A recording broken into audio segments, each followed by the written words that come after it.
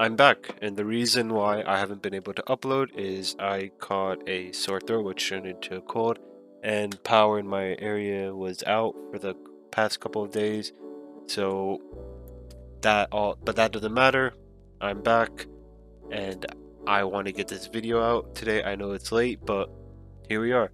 So in today's video, I will be explaining what happened today and explaining that my other videos are still in relevancy as to the zones of support and resistance, and I will get into that. If you look in the daily chart on my previous videos, I said that the resistance zone from 703 to 793 is still here, and it still is. And the daily, we hit it, came back down, hit it, came back down. We even could have taken a short here into this support line and came right back up into this resistance zone and came right back down, up, down, and now we're kind of pinched in the fast moving averages. So we have strong support, strong resistance, really strong resistance.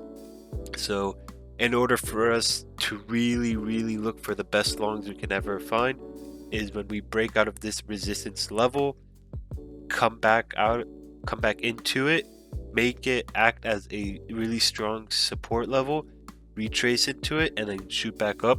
Then we have beautiful longs to look for. Right now we are still looking for longs as we are still in an uptrend. That is still relevant, but if we do break this fast moving average, the pink line, that acts as a support. We have room to run down to 406, but keep in mind that 406 level is all the support on the weekly. On the right hand side of the screen, we have all this support on the weekly. We still have the strong resistance, but we have a stronger support level. So take it as you will. We have our divergences still, so keep in mind of that, but we are still looking for longs. We are still in an uptrend, but if we go below into this level of support, we can technically look for retracement longs. But if you break out of this level of support on the weekly, then we can start looking for shorts, and then the divergence will really start to play out. But we still have the divergence, we still have our zones, and we are still looking for longs because we are still in an uptrend. So yeah, that's basically it.